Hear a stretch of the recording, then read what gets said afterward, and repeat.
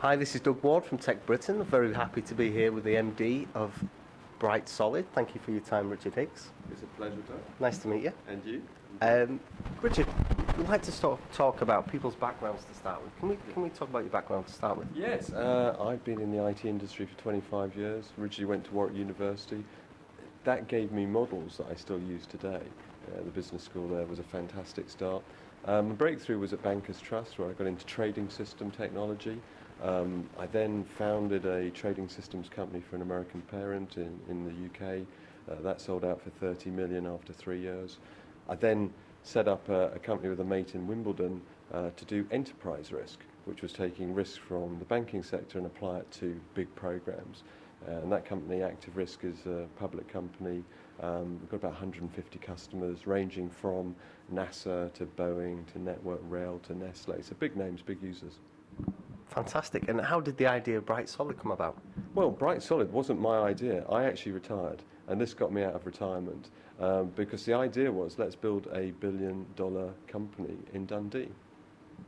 It certainly strikes a chord with myself. And where did you go from the idea to where you are today? Well, I mean, it's a collaboration. Clearly, the number one priority is having shareholders that believe that's possible. So being wholly owned by DC Thomson's gives us the ability to grow not just through organic growth, but through acquisition. So if you're going to get to that scale, you can't just organically grow to that layer.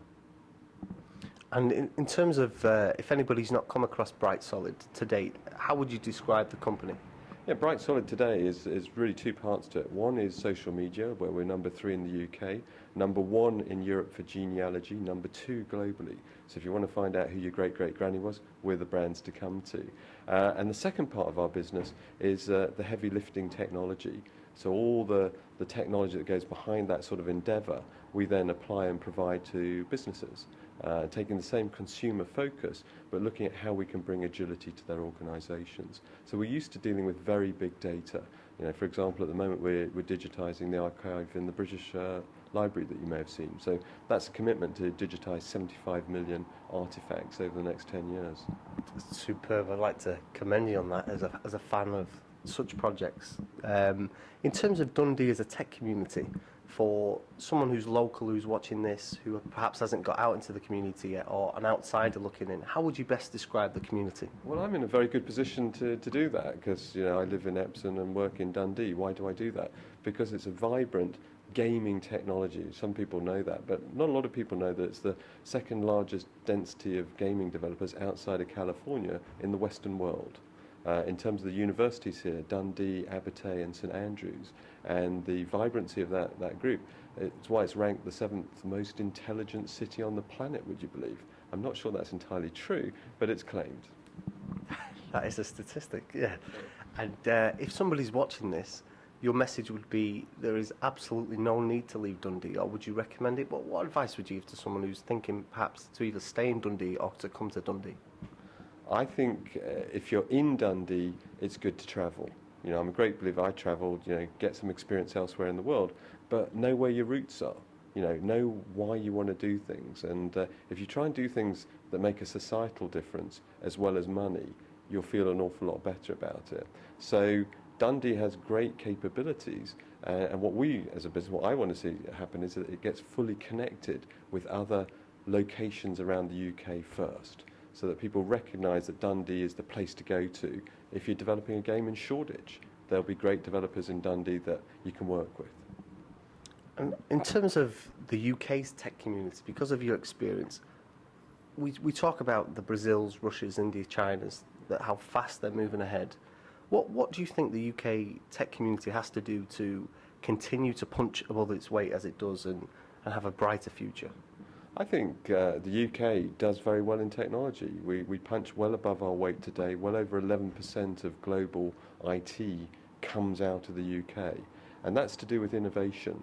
You know, if we look at all the patents in the world, the majority of them, 40% of all patents ever created, came from the UK. We are very creative. And technology, one thing's for certain, what we think is the standard today won't be the standard in 10 years' time.